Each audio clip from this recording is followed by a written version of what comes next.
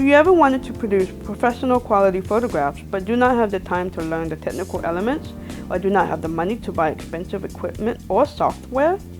This guide will provide you some simple photography techniques so you can shoot improved quality photos of a product for your websites and print publications.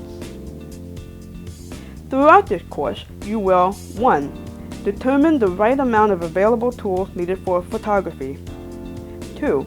Photograph a small inanimate object with available tools. 3.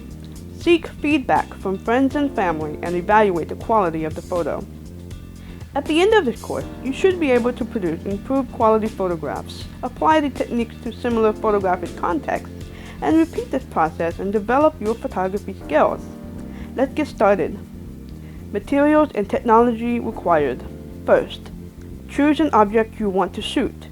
For this example, I will use a green coffee mug. Second, determine which light source you want to use. You don't have to have a fancy light source such as a camera flash or a light kit. However, you can use those sources if you wish. Light sources in which you have little control, such as the sun, is considered to be natural lighting or nat lighting. However, you can manipulate your environmental conditions, such as opening the curtains at a window. For this lesson, I suggest you use a light source in which you do have control, such as a lamp. I will be using a desk lamp because I can move it around and choose which kind of light bulb I want to use. I will also use a handheld mirror to reflect the light and cover any shadow areas. Third, determine which kind of camera you're going to use. You may use a digital camera or a smartphone. Make sure the camera saves the photographs in a readable format such as JPEG or PNG. Nikon and Canon DSLRs come with software that converts camera raw photos, but the settings also allow you to shoot with JPEG. In this lesson, I will use an Android smartphone.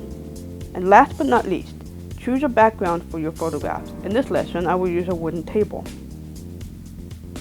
Step 1. Set up the materials. Assemble the materials together. Place the lamp on either side of the object. Observe the object for any shadows. Try not to mix multiple light sources. Sunlight and household lamps create completely different color temperatures.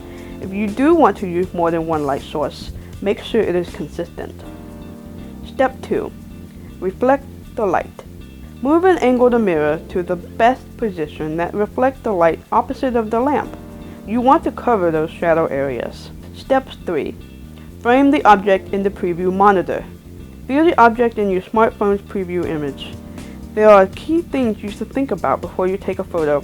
First, make sure that the image is not overexposed or too dark. Move your lamp around to control the light's intensity. Determine if you need to use or turn off the lights in your room. Some smartphones may also come with settings that control the brightness. Next, check for white balance. White balance is where the camera balances the color temperatures and recognizes which objects that appear white to you will be rendered white in the photo. Use your camera's automatic white balance or customize it based on a lighting source, such as fluorescent white balance for fluorescent light bulbs or sunlight white balance if you're using sunlight. Next, make sure the image is in focus. If the autofocus setting makes the object too blurry, try using manual focus. Last but not least, apply the rule of thirds principle. Do not shoot the image directly in the center. Envision a 3x3 grid in your camera's preview image and capture the object in either side. Practice. Shoot multiple and different takes of the object. Don't just shoot the photo once, think about different perspectives. If you frame the object in one side, frame it on the other. Move the props around. Move the object around. Shoot very close or a little far. Shoot from above or below. Be creative. Feedback. Don't just publish the photographs quite yet. Choose the best take or two and ask your friends or family for opinions.